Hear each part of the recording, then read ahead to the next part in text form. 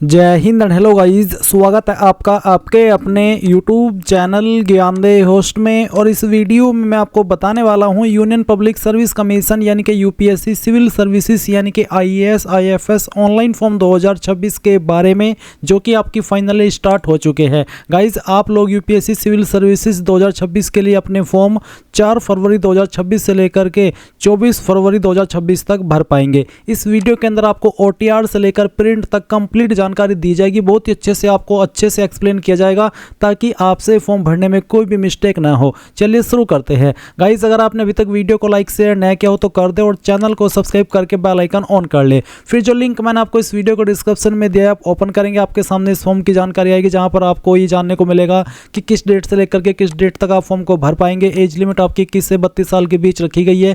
Fees इसमें general OBC EWS candidate के लिए 100 है और बाकी किसी भी कैटेगरी कैंडिडेट के लिए कोई फीस नहीं है। और साथ ही बता दूं कि ऑल कैटेगरी फीमेल के लिए भी कोई फीस नहीं है। आप यहां पर इस ऑफिशियल नोटिफिकेशन से भी पूरी की पूरी जानकारी चेक कर सकते हैं और जो भी आपके सवाल डाउट है वो यहां से आप डबल चेक कर सकते हैं।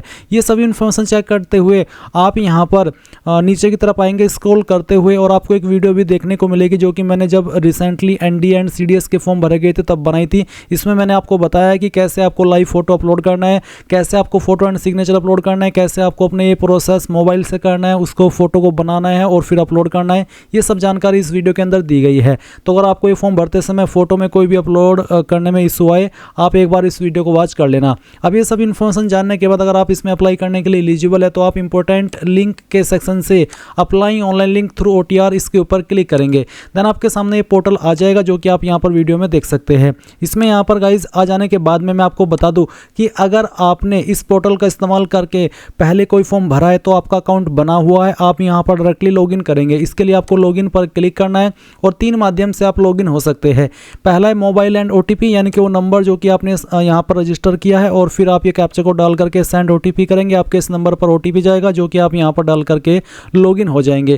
दूसरा है जो आपका यूनिवर्सल रजिस्टर नंबर होता है वो, और आपका पासवर्ड। तीसरा है ईमेल एंड पासवर्ड। तो इनमें से जिस भी माध्यम का इस्तेमाल करके आप लॉगिन होना चाहे हो सकते हैं। गाइज, ये तो जानकारी उन कैंडिडेट के लिए जो कि पहले से इस पोर्टल के ऊपर रजिस्टर्ड है, यानी कि जिनका OTR हुआ है। बट गाइज, अगर आप फ्रेशर है, आपने इस पोर्टल का इस्तेमाल करके कोई भी फॉर्म नहीं भरा, पहली बार कोई फॉर्म भरने वाले हैं, तो पहले आपको यहाँ पर इसमें OTR करना होगा, यानी कि अपना अकाउंट क्रिएट करना होगा। इसके लिए आपको क्या करना है, आपको यहाँ पर क्रिएट अकाउंट इसके ऊपर क्लिक करना है और फिर आपके सामने कुछ ऐसा इंटरफेस आएगा। यहाँ पर आ जाने के बाद आप इसके ऊपर टिक करेंगे और फिर आप प्रोसीड फॉर अकाउंट क्रिएशन इसके ऊपर क्लिक करेंगे। अब आप यहाँ पर आपकी ईमेल आईडी एंटर करेंगे जो कि आप रजिस्टर करना चाहते हैं। उस ईमेल आईडी को आपको दोबारा डाल करके वेरीफाई करना है।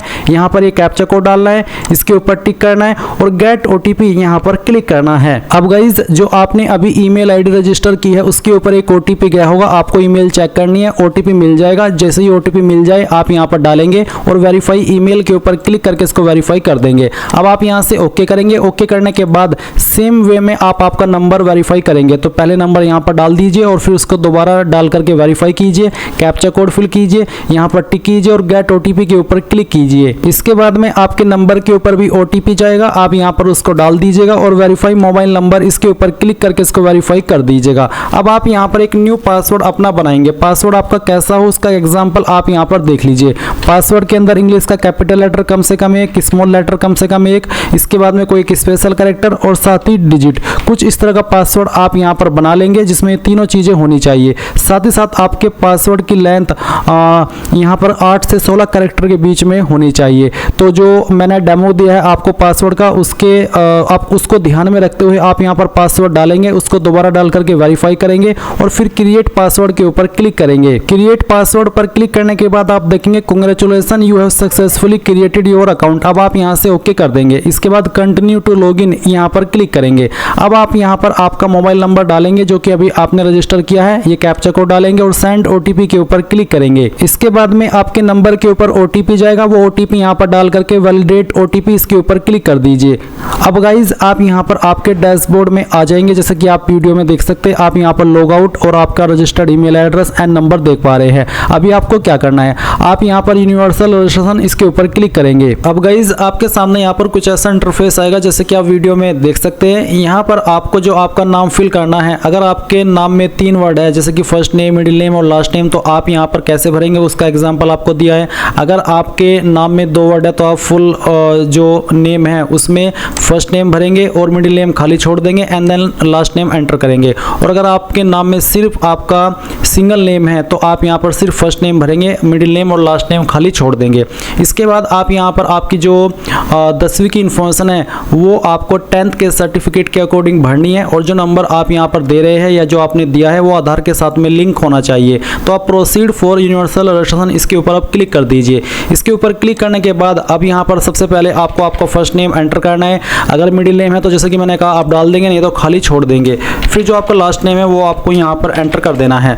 उसके बाद आप यहाँ पर इसको जो नाम आपने भरा है अगेन डाल करके वेरीफाई करेंगे, पहले फर्स्ट नेम फिर मिडिल नेम और उसके बाद में लास्ट नेम। फिर आप देखेंगे जेंडर, तो जो भी आपका जेंडर है वो आपको सेलेक्ट कर लेना है, उसको दोबारा सेलेक्ट करके वेरीफाई करना है एंड देन जो आपकी डेट ऑफ बर्थ है वो भी आपको यहाँ पर एंटर करनी होगी। ये डेट ऑफ बर्थ भी आप आपके 10th के सर्टिफिकेट के अकॉर्डिंग ही एंटर कीजिएगा, उसको आपको यहाँ पर दोबारा से डाल करके वेरीफाई कर देनी है।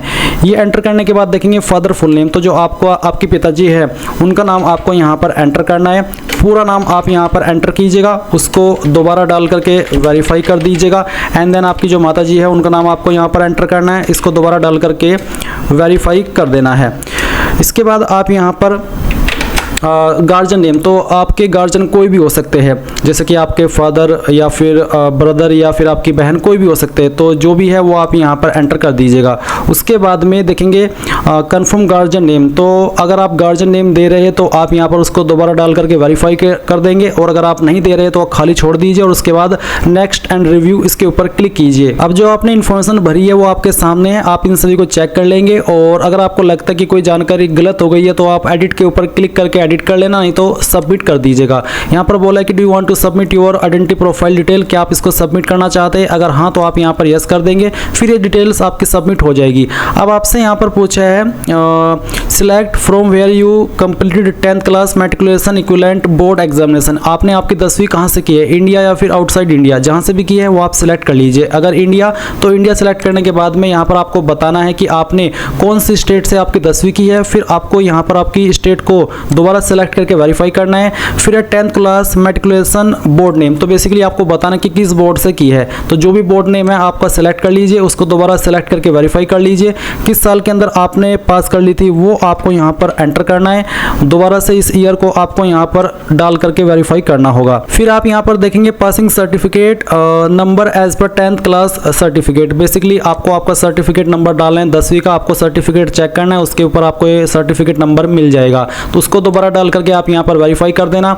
उसके बाद में आप 10वीं का जो भी रोल नंबर था वो आप यहाँ पर एंटर करेंगे, इसको दोबारा डाल करके आप यहाँ पर वेरीफाई कर देंगे। फिर 10th class matriculation equivalent certificate issue date, यानी कि जो आपका सर्टिफिकेट है कब जारी हुआ था वो डेट आपको यहाँ पर एंटर करनी है। ये डेट भी आपको आपके सर्टिफिकेट के ऊपर ही देखने को मिल जाएगी, इसको दोबारा डाल करके आप यहाँ पर वेरीफाई कर दीजिएगा।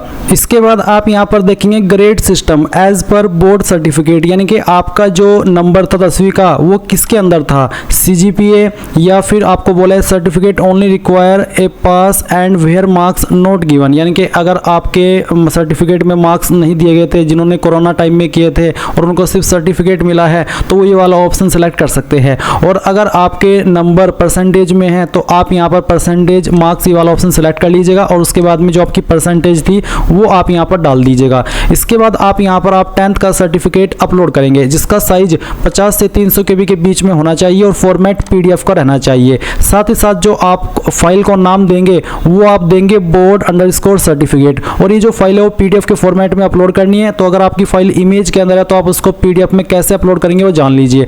आप गूगल के अंदर आएंगे और सर्च करेंगे इमेज टू PDF, ये सर्च करने के बाद पहले वाली वेबसाइट ओपन कर लेंगे, सिलेक्ट JPG इमेज के ऊपर क्लिक करेंगे और जो आपका 10th का सर्टिफिकेट है वो फाइल सिलेक्ट करके वो यहाँ पर ओपन कर लेंगे। कन्वर्ट टू PDF पर क्लिक करेंगे, डाउनलोड PDF के ऊपर क्लिक करके इस फाइल को डाउनलोड कर लेंगे और उसके बाद में आप यहाँ पर इसमें जो फाइल नेम है वो देंगे बोर्ड अंडरस्कोर सर्टिफिकेट, जैसे कि आप यहाँ पर वीडियो में देख सकते हैं, मैं इसको हाईलाइट कर दे रहा हूँ। तो ये नाम आपको फाइल का देना है और जैसे ही आप यहाँ पर फाइल सेलेक्ट कर लेंगे, जैसे कि अगेन मैं आपको दिखाता हूँ सेलेक्ट करके, चलिए मैं यहाँ पर आता हूँ, मैंने इसको जो नाम है वो दिया है ये वाला, फिर मैं इसको ओपन करता हूँ और आप देखेंगे कि आपकी फाइल अपलोड हो चुकी है। आप प्रीव्यू के ऊपर क्लिक करके इसको व्यू भी कर सकते हैं। फिर आप यहाँ पर नीचे इसके ऊपर टिक करेंगे और नेक्स्ट एंड रिव्यू इसके ऊपर क्लिक करेंगे। अब जो आपने इन्फॉर्मेशन यहाँ पर भरी है वो आपके सामने है, आप सभी इन्फॉर्मेशन चेक कर लीजिए और जब आपको लगे कि यहाँ सभी इन्फॉर्मेशन सही है तो आप यहाँ पर सबमिट कर देंगे और यहाँ से यस कर देंगे। यस करने के बाद ये इन्फॉर्मेशन आपकी सेव हो जाएगी। अब आपसे पूछा है has Aadhaar card been issued to you, क्या आपका आधार कार्ड रिसीव आपको हो चुका है, आपके पास है?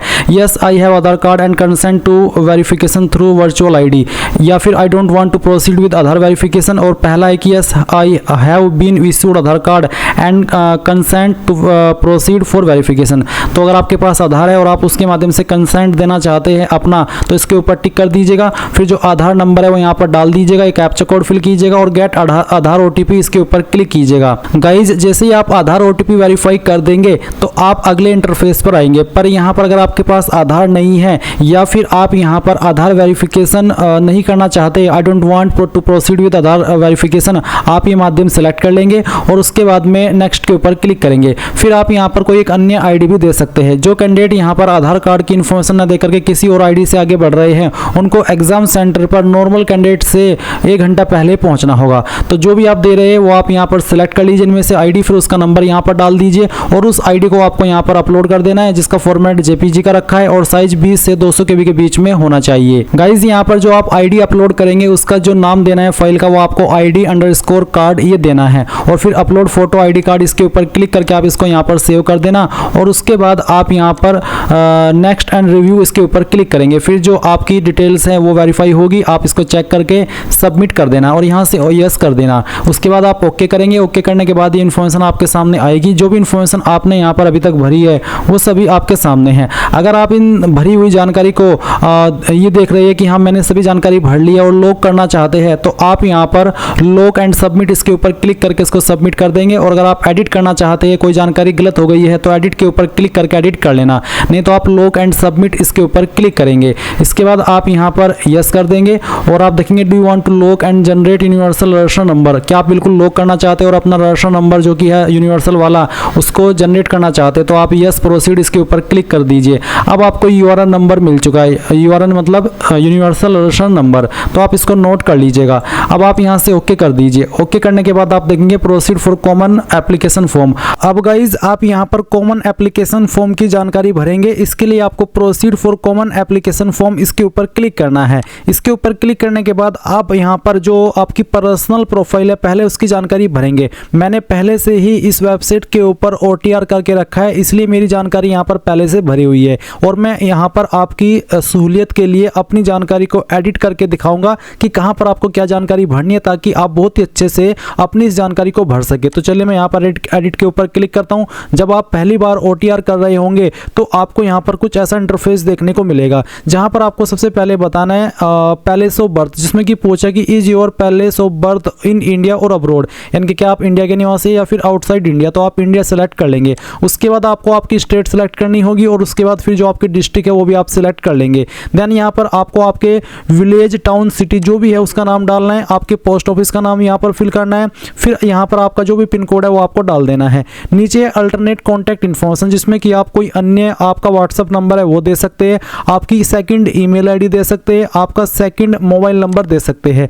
या फिर चाहे तो आप इन ऑप्शन को खाली छोड़ सकते हैं। इसके बाद आप यहाँ पर नीचे नेक्स्ट एंड रिव्यू इसके ऊपर क्लिक करेंगे। फिर जो आपने इन्फॉर्मेशन यहाँ पर भरी है वो सामने आपके आ जाएगी। आप इन जानकारी को डबल चेक कर ले। अगर आपको लगता है कि इस वाले स्टेप में कोई गलती हो गई है किसी स्पेलिंग में, तो आप एडिट के ऊपर क्लिक करके अभी भी इसको सही कर सकते हैं, नहीं तो आप यहाँ पर सबमिट कर देंगे। सबमिट करने के बाद आप यस इट्स करेक्ट इसके ऊपर क्लिक कर देंगे और यहाँ पर ओके कर देंगे। देन आपके सामने पेरेंट प्रोफाइल आ जाएगी। तो यहाँ पर मैं इस इन्फॉर्मेशन को भी एडिट करके दिखाता हूँ कि कहाँ पर क्या जानकारी भरनी है। तो सबसे पहले आपको यहाँ पर फादर नेम एंटर करना है और उसके बाद में आप यहाँ पर बताएंगे उनका स्टेटस अलाइव है, डिकीज्ड है। अलाइव मीन्स जिंदा और डिकीज्ड मीन्स उनकी मृत्यु हो चुकी है। उसके बाद यहाँ पर उनका जो लास्ट ऑक्यूपेशन है वो क्या था, अगर वो डिकीज्ड है, और अगर वो अलाइव है तो उनका ऑक्यूपेशन क्या है वो भी आप यहाँ पर सिलेक्ट कर लेंगे। काफ़ी सारे प्रोफेशन यहाँ पर दिए। अगर आपके पिता का प्रोफेशन यहाँ पर है तो आप सेलेक्ट कर लेंगे, नहीं तो आप यहाँ पर सेल्फ एम्प्लॉयड या अदर्स का ऑप्शन सेलेक्ट कर सकते हैं।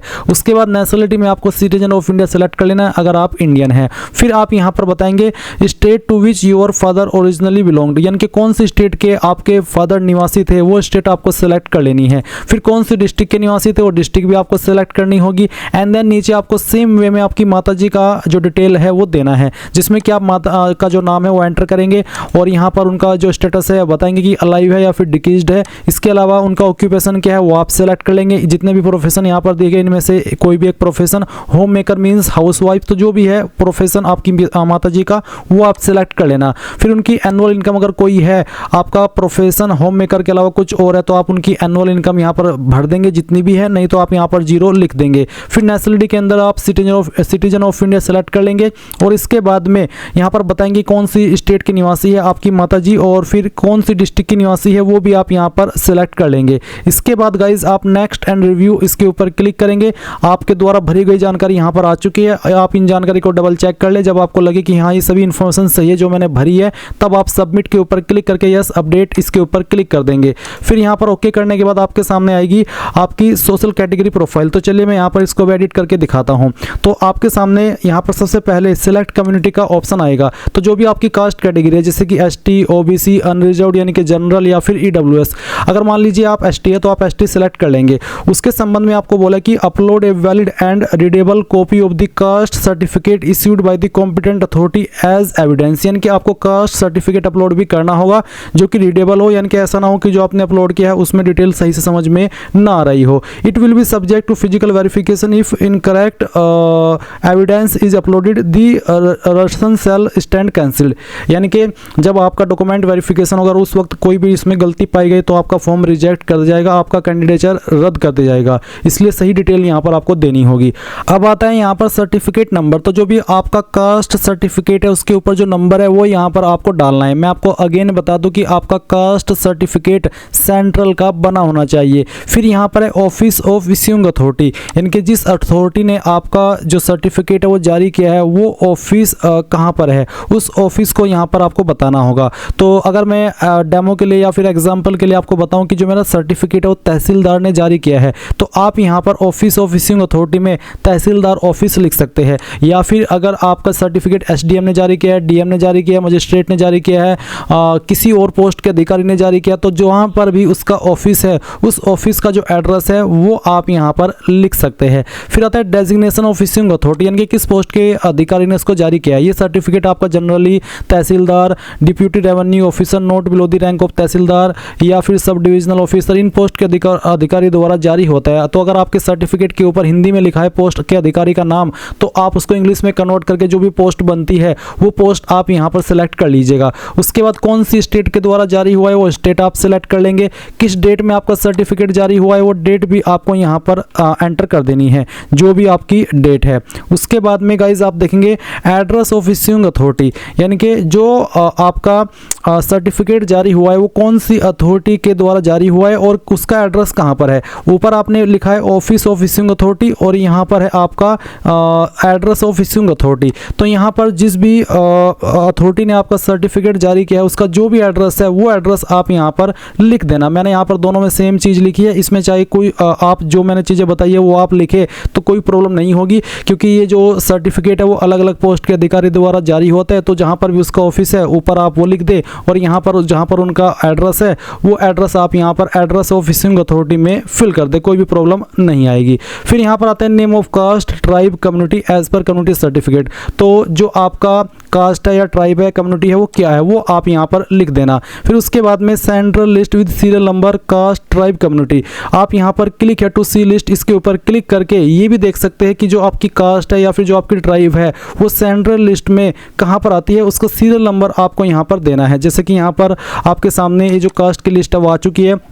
अब आप इसमें अपनी स्टेट में जाना, जैसे कि मैं अपनी स्टेट में जाऊंगा तो अपनी स्टेट में जाने के बाद में आपको यहाँ पर अपनी कास्ट को देख लेना है और जहाँ पर आपकी कास्ट है और उसके सामने जो नंबर लिखा है जैसे कि 33 34 इस तरह से वो नंबर आप यहाँ पर फिल कर देंगे। और अगर गाइज आपको यहाँ पर आपका जो सीरियल नंबर है कास्ट का ट्राइब का वो ढूंढने में प्रॉब्लम हो रही है तो जो आपका कास्ट सर्टिफिकेट है वो आपको चेक करना है। मैं अभी आपको यहाँ पर जो एक कास्ट सर्टिफिकेट दिखा रहा हूँ ये सेंट्रल का है ओबीसी का। इसमें देख सकते हैं यहाँ पर एक लाइन है कि this is also to clarify that he does not belong to the persons sections creamy layer mentioned in column 3 of the schedule to the government of India।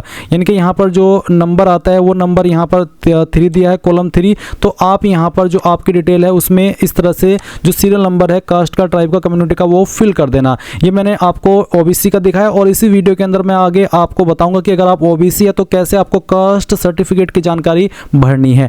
अब आपने इन्फॉर्मेशन भर दी, नीचे की तरफ आप आएंगे तो आप यहाँ पर इसमें देखेंगे आपको आपका सर्टिफिकेट भी अपलोड करना है जिसका साइज 50 से 300 KB के बीच में होना चाहिए। फॉर्मेट PDF का रखना है और फाइल का नाम आपको देना होगा कास्ट_सर्टिफिकेट, इस तरह से ये वाला नाम। अगर नाम कुछ और होगा तो वो अपलोड नहीं हो पाएगा। और गाइज अगर आपकी फाइल इमेज के अंदर है तो आप उसको PDF में कैसे बनाएंगे वो भी जान लीजिए। गूगल के अंदर आना और सर्च करना इमेज टू PDF, चाहे आप फॉर्म मोबाइल से भरे या कंप्यूटर से, ये आप दोनों से कर सकते हैं। और फिर कन्वर्ट JPG टू PDF इसके ऊपर क्लिक करना, सिलेक्ट JPG इमेजेस के ऊपर क्लिक करना और जो आपके कास्ट सर्टिफिकेट का इमेज है वो आप सिलेक्ट कर लेना। मैं डेमो के लिए इस इमेज को सिलेक्ट करता हूं, ओपन करता हूं और फिर कन्वर्ट टू PDF इसके ऊपर क्लिक करना। ये फाइल आपकी PDF के अंदर कन्वर्ट हो जाएगी और फिर आप इसको डाउनलोड PDF के ऊपर क्लिक करके एक सिंगल क्लिक के अंदर डाउनलोड कर लेंगे। डाउनलोड हो जाने के बाद में आपको इस फाइल को नाम देना होगा, यहाँ पर जो दिया है वो वाला। क्या नाम देना है आप देख लीजिए, कास्ट_सर्टिफिकेट, ये नाम आप देंगे और फिर चूज फाइल के ऊपर क्लिक करेंगे और अपनी फाइल को सिलेक्ट करेंगे और यहाँ पर अपलोड कर देंगे।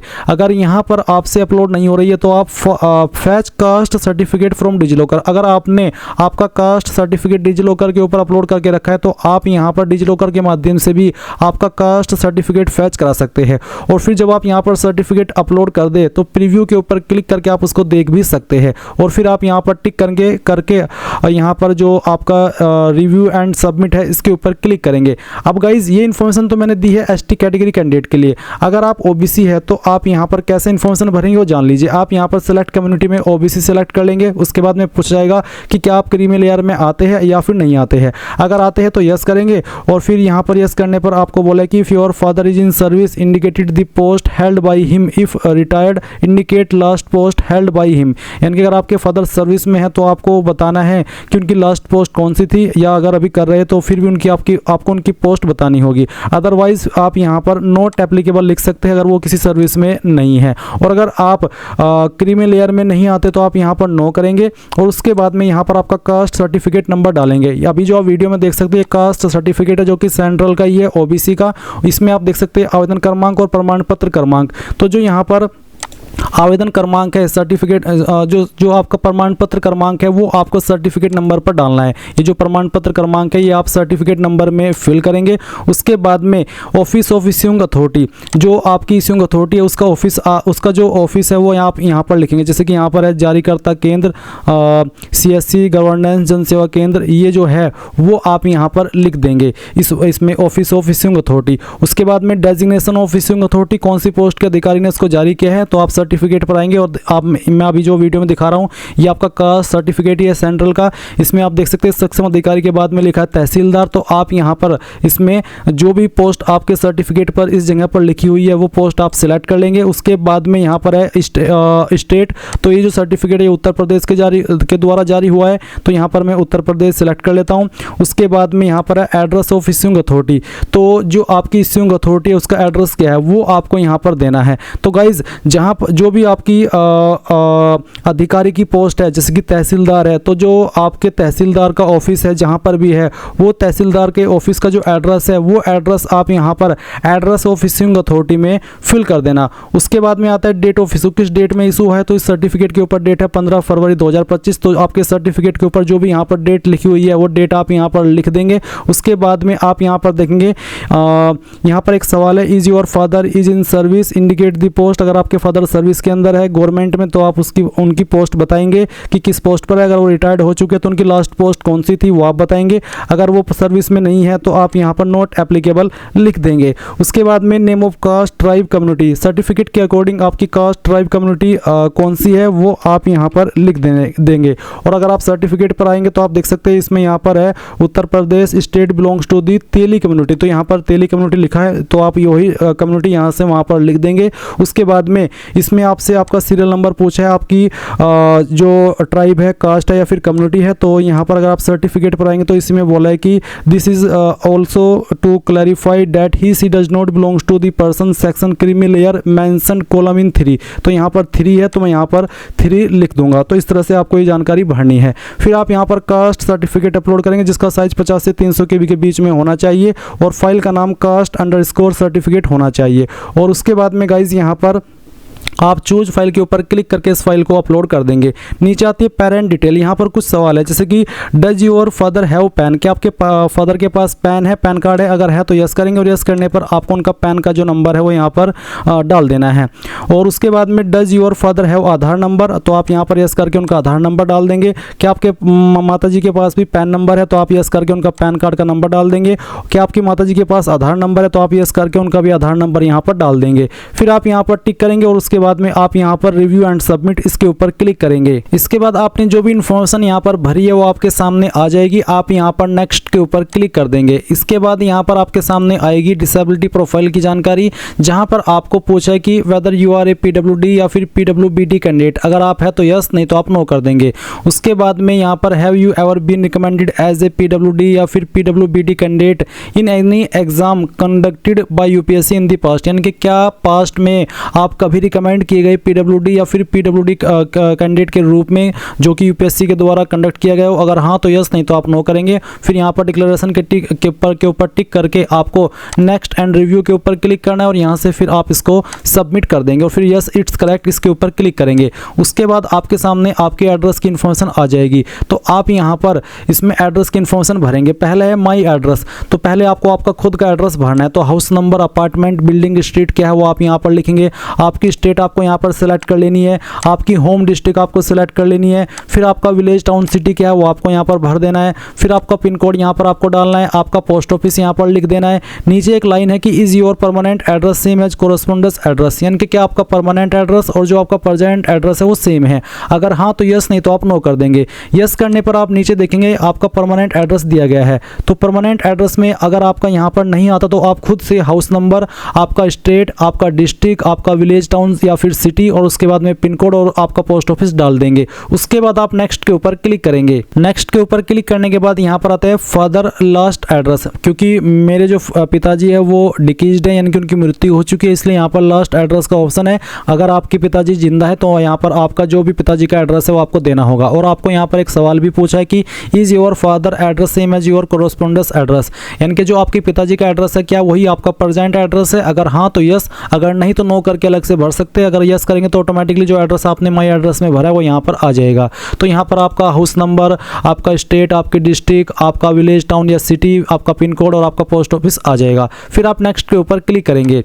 इसके बाद यहाँ पर आपकी माताजी का एड्रेस है तो इसमें भी सेम पूछा कि क्या आपकी माताजी का एड्रेस और जो आपके पिताजी का एड्रेस है क्या वो सेम है, तो आप यहाँ पर यस कर देंगे। तो यस करने पर जो एड्रेस आपने आपके पिताजी का भरा है वही यहाँ पर आपकी माताजी का आ जाएगा। बट अगर अलग अलग है तो नो करके अलग से आप आपकी माताजी का एड्रेस भर सकते हैं। इसके बाद आप नेक्स्ट एंड रिव्यू इसके ऊपर क्लिक करेंगे। फिर जो भी इन्फॉर्मेशन आपने यहाँ पर भरी वो सभी आपके सामने है, डबल चेक कर ले। अगर आपको लगे कि सभी जानकारी सही है तो आप सबमिट कर देंगे और फिर यहाँ पर यस अपडेटेड इसके ऊपर क्लिक करेंगे और यहाँ से ओके कर देंगे। इसके बाद में आपके सामने यहाँ पर एजुकेशनल प्रोफाइल आ चुकी है, यानी कि आपको यहाँ पर आपकी क्वालिफिकेशन की जानकारी देनी है। जैसे कि मैंने बताया था कि मैं पहले से रजिस्टर्ड हूँ तो मेरी जानकारी पहले से यहाँ पर भरी हुई है, इसलिए मैं यहाँ पर अपनी जानकारी को एडिट करके आपको सिखा रहा हूँ, बता रहा हूँ कि कैसे आपको यहाँ पर अपनी इन्फॉर्मेशन भरनी है। तो यहाँ पर सबसे पहले आपको इसमें 12वीं की इन्फॉर्मेशन देनी होगी। तो आप देखेंगे इसमें कैसे देंगे, आप सिलेक्ट क्वालिफिकेशन लेवल में 10+ +2 सिलेक्ट कर लेंगे। उसके बाद में क्वालिफिकेशन लेवल स्टेटस में बताएंगे कि आप कंप्लीट कर चुके हैं या अभी आप कर रहे हैं।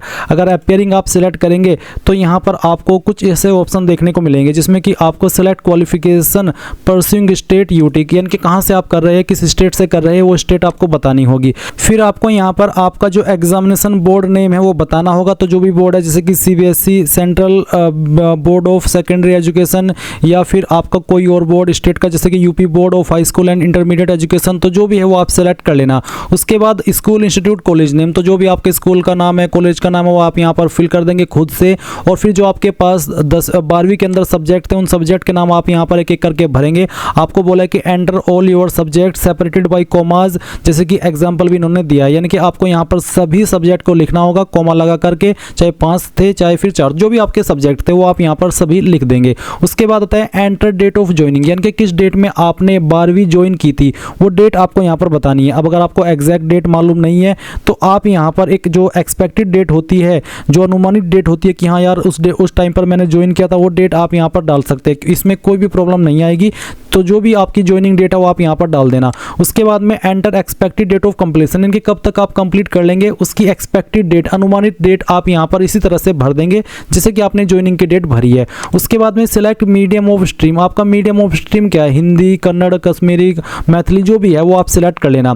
उसके बाद आप ऐड के ऊपर जैसे ही क्लिक करेंगे तो जानकारी आपकी यहाँ पर ऐड हो जाएगी। अब गाइज अगर आप 12वीं पास कर चुके हैं, कंप्लीट कर चुके हैं, तो आप यहाँ पर इसमें जो क्वालिफिकेशन लेवल का स्टेटस है उसमें कंप्लीट सेलेक्ट करेंगे, तब आपको यहाँ पर कुछ और अतिरिक्त ऑप्शन देखने को मिलेंगे। इसमें आपको बताना होगा कि कौन सी स्टेट के द्वारा आपने पास किया, फिर आपको आपका जो बोर्ड नेम है वो सिलेक्ट करना होगा, जिस भी बोर्ड से आपने किया आपको आपके स्कूल कॉलेज का नाम देना है। सेम वे में आपके सब्जेक्ट्स लिखने हैं सभी कोमा लगा करके एक एक करके, फिर जो आपका रोल नंबर था वो भी आपको यहाँ पर मेंशन करना होगा। इसके अलावा date of qualification completion certificate issuance date, या तो आप यहाँ पर जब आपकी क्वालिफिकेशन कंप्लीट हुई थी वो डेट देंगे, या फिर जो आपका सर्टिफिकेट है उसके ऊपर जो डेट है वो डेट आप यहाँ पर लिख देंगे। उसके बाद आपके नंबर किसके अंदर है, CGPA स्केल 10 या फिर GPA grade point average scale 4 percentage marks, तो जो भी है वो आप सिलेक्ट कर लेंगे। अगर परसेंटेज तो आपको बताना कि कितनी परसेंटेज आपको 12वीं के अंदर आई थी, और आपका जो क्वालिफिकेशन का मीडियम है हिंदी, इंग्लिश या फिर कोई और लैंग्वेज वो आप सिलेक्ट करेंगे और ऐड के ऊपर क्लिक करके इसको ऐड कर देंगे। इसके बाद ये इन्फॉर्मेशन आपकी यहाँ पर ऐड हो जाएगी और फिर आप यहाँ पर आपकी जो हायर क्वालिफिकेशन है जो कि आप देना चाहते तो यहाँ पर वो ऐड करेंगे। तो इसी प्रकार से आपको select where you completed your education, आपको यहाँ पर इंडिया सेलेक्ट कर लेना है। उसके बाद जो आपके पास अन्य क्वालिफिकेशन है वो आपको देनी है। अगर आप CDS के फॉर्म पर अप्लाई कर रहे हैं या फिर किसी भी एग्जाम पर जिसमें ग्रेजुएशन की योग्यता मांगी है तो आप यहाँ पर ग्रेजुएट का ऑप्शन सेलेक्ट कर लेंगे। उसके बाद क्वालिफिकेशन लेवल, आपने आपकी क्वालिफिकेशन कंप्लीट कर लिया तो कंप्लीट सेलेक्ट करेंगे, और अगर आप अभी कर रहे हैं तो आप एपरिंग सेलेक्ट कर लेंगे। एपरिंग सेलेक्ट करने के बाद में आपको आपका पासिंग डेट नहीं देना है क्योंकि उसमें आपसे नहीं ली जाएगी। और मैं यहाँ पर दोनों का बताता हूँ। अगर आप यहाँ पर कंप्लीटेड सेलेक्ट करते हैं तो आपके सामने ऑप्शन आएगा स्ट्रीम एट ग्रेजुएशन लेवल, तो आपको बताना है कि आपका स्ट्रीम क्या है। अगर इनमें है जैसे कि मेडिकल, इंजीनियरिंग, साइंस, ह्यूमैनिटी तो सेलेक्ट कर ले, अदर्स है तो आप यहाँ पर खुद से आपके ग्रेजुएशन लेवल का स्ट्रीम एंटर कर दीजिएगा। पर अगर इन्हीं में है तो आप यहाँ से सेलेक्ट कर लीजिएगा। उसके बाद में देखेंगे सिलेक्ट क्वालिफिकेशन पासिंग स्टेट, आपने आपकी जो क्वालिफिकेशन है वो कहाँ से की है वो स्टेट आपको सेलेक्ट कर लेनी है। फिर कौन सी यूनिवर्सिटी के द्वारा की है, अगर आपकी यूनिवर्सिटी लिस्ट के अंदर है तो यहाँ से सेलेक्ट कर ले, अगर नहीं है तो आप अदर का ऑप्शन भी यहाँ पर चूज कर सकते हैं। इसमें मैं देख रहा हूँ कि अदर का ऑप्शन यहाँ पर दिया गया है, तो अगर आपकी यूनिवर्सिटी यहाँ पर नहीं है तभी आप अदर का ऑप्शन सेलेक्ट कीजिएगा। उसके बाद में आप देखेंगे स्कूल इंस्टीट्यूट कॉलेज नेम, कहाँ से आपने आपकी जो क्वालिफिकेशन है वो की है उसका नाम आपको यहाँ पर पूरा एंटर करना होगा।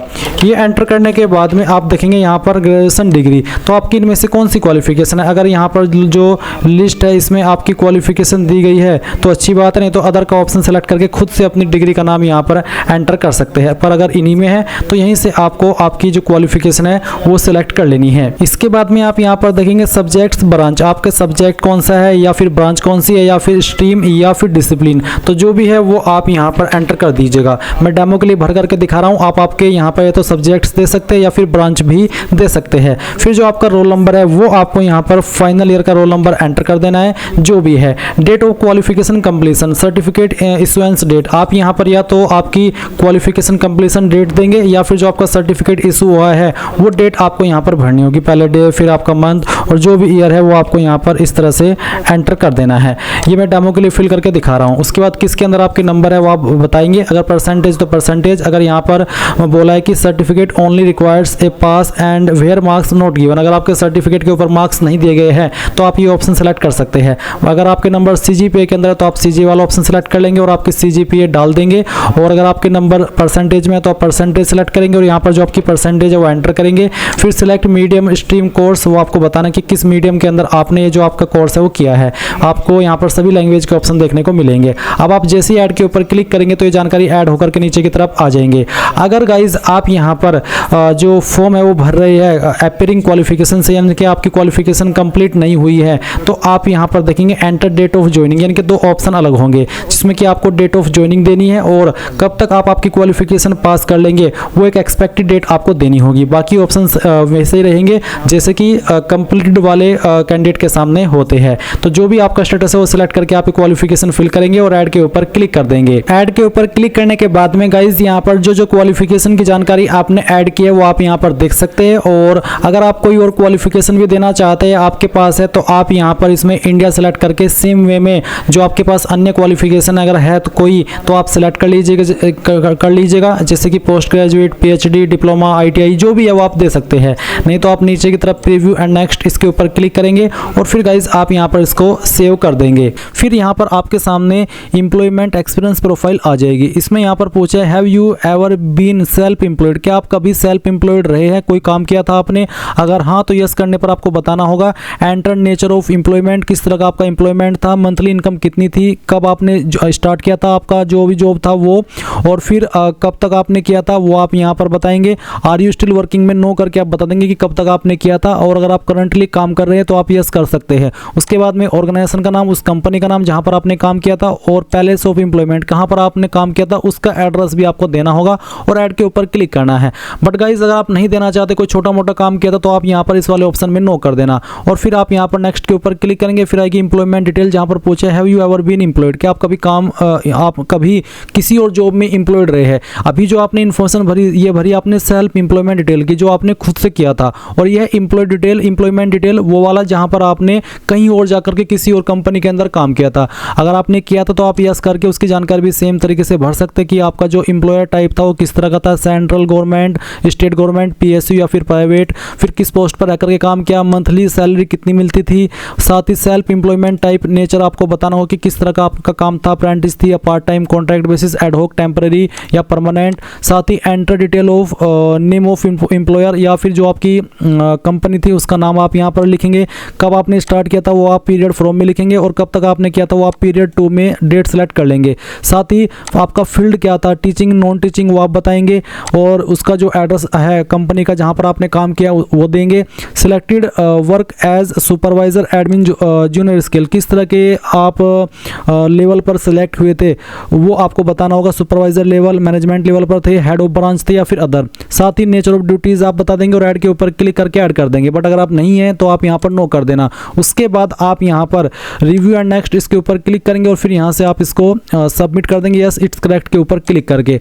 अब ओके करने के बाद में यहाँ पर आपके सामने अचीवमेंट्स का ऑप्शन आएगा। तो अगर कोई आपकी अचीवमेंट्स है तो आप यस करके उसकी जानकारी भर सकते हैं जिस तरह की भी है, जैसे कि प्राइज, मेडल, स्कॉलरशिप, स्पोर्ट्स में या फिर पोजीशन। नहीं तो आप सिंपली नो करेंगे, नेक्स्ट एंड रिव्यूज के ऊपर क्लिक करेंगे और यहाँ से आप इसको ओके कर देंगे। इसके बाद गाइज आपके सामने आएगा प्रीवियस UPSC एग्जामिनेशन प्रोफाइल। तो इसमें पूछा है previous UPSC examination detail, have you ever appeared in any UPSC examination so for in previous year, क्या आपने अभी तक किसी UPSC एग्जाम में अपीयर्ड हुए हैं।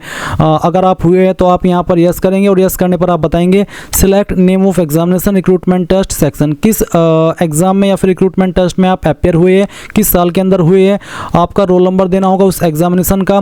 साथ ही पूछा कि whether appeared at the interview, क्या आप इंटरव्यू के अंदर भी अपेयर्ड हुए थे, अगर हाँ तो यस, नहीं तो आप नो करेंगे। Whether you were recommend for appointment, क्या आप अपॉइंटमेंट के लिए रिकमेंड किए गए थे, अगर हाँ तो यस, नहीं तो आप नो करेंगे। फिर पूछा हैव यू ज्वाइंड और बीन अपॉइंटेड, क्या आपने ज्वाइन किया था या फिर आप अभी भी अपॉइंटेड हैं, अगर हाँ तो यस, नहीं तो यहाँ पर आप नो कर देंगे। बट गाइज अगर आप अपीयर नहीं हुआ यूपीएससी के एग्जाम में अभी तक किसी भी साल में, तो आप यहाँ पर नो कर देंगे और नेक्स्ट के ऊपर क्लिक करेंगे। फिर है डिबेटमेंट डिटेल, क्या आपको किसी एग्जाम में से निकाला गया है, ब्लैक लिस्ट किया गया यूपीएससी के द्वारा, अगर हाँ तो यस करके उसकी जानकारी देंगे, नहीं तो आप नो करके यहाँ पर नेक्स्ट एंड रिव्यू इसके ऊपर क्लिक करके यहाँ से आप इसको सबमिट करेंगे और यहाँ से यस कर देंगे। अब गाइज आपके सामने यहाँ पर फोटो एंड सिग्नेचर का सेक्शन आ चुका है। इसमें गाइज रिसेंटली एक बार फिर से एक अपडेट आया है। पहले इसमें सिर्फ लाइव फोटो और जो आपका फोटो सिग्नेचर है वो लिया जाता था, बट अभी यहाँ पर इसमें एक और अपडेट आया जिसके चलते आप यहाँ पर ट्रिपल सिग्नेचर अपलोड करेंगे। ये ट्रिपल सिग्नेचर क्या है और किन चीज़ का ध्यान रखते हुए आपको इसको अपलोड करना है, ये सब जानकारी इस वीडियो के अंदर अच्छे से एक्सप्लेन की जाएगी, तो वीडियो को आपको पूरा देखना है। तो पहले तो आप यहाँ पर आपका लेटेस्ट फोटोग्राफ अपलोड करेंगे जिसका साइज 20 से 200 KB के बीच में होना चाहिए। फॉर्मेट JPG का रखा है और फोटो फाइल नेम यहाँ पर फोटो होना चाहिए, जैसे कि आप यहाँ पर देख सकते हैं। और किस तरह का फोटो एक्सेप्ट होगा आप देख लीजिए, ये जो ऊपर की तरफ फोटो है इस तरह का एक्सेप्ट होगा, और बाकी नीचे जितने भी फोटो यहाँ पर मेंशन किए गए हैं ये सभी फोटो यहाँ पर वो है जो कि आपके रिजेक्ट किए जाएंगे। तो आप क्या करेंगे, इसमें अब आप यहाँ पर जो आपका फोटो है वो अपलोड करेंगे दिए गए इंस्ट्रक्शंस के अकॉर्डिंग। तो क्या करेंगे, चूज फाइल के ऊपर क्लिक करेंगे और उसके ऊपर क्लिक करने के बाद okay I understand and accept इसके ऊपर क्लिक करेंगे। देन गाइज जो आपकी फोटो फाइल है वो आपको यहाँ पर सेलेक्ट करनी है। मैं ये फाइल सेलेक्ट करता हूँ, इसको ओपन करता हूँ, इस तरह से फोटो आएगा, आप ओके कर देना। और ओके करने के बाद में आप अपलोड फोटो इसके ऊपर क्लिक करेंगे। मेरा फोटो पहले से अपलोड है इसलिए मैं यहाँ पर इसको अपडेट करके आपको दिखा रहा हूँ। मैं यहाँ पर यस कर देता हूँ। यस करने के बाद में यहाँ पर आप जैसे ही आगे बढ़ेंगे तो देखेंगे कि आपका फोटो यहाँ पर सक्सेसफुली अपलोड हो चुका है। आप इसको view uploaded passport size photo preview के ऊपर क्लिक करके व्यू भी कर सकते हैं।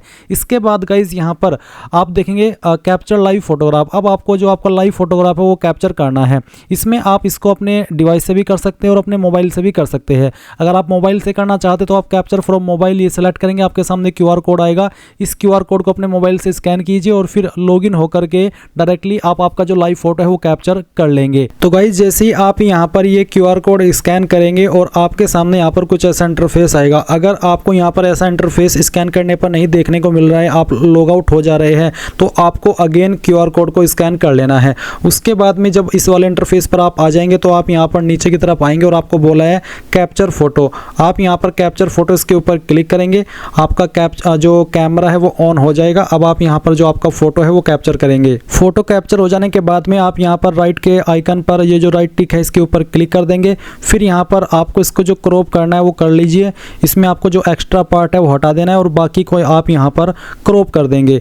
अगर क्रॉप करने में कोई इशू आ रहा है तो आपको आराम से वक्त लेकर के अच्छे से इसको क्रॉप कर देना है, इस तरह से जैसे कि मैं आपको यहाँ पर करके दिखा रहा हूँ। और वैसे ही आप चीज़ खुद भी कर सकते हैं, इसमें कोई बड़ी बात नहीं है। तो आपको इसमें एक्स्ट्रा पार्ट हटा देना है और जो आपका फेस है जिसमें कि आपका फेस 75% दिखना चाहिए उतना पार्ट आपको रखना है।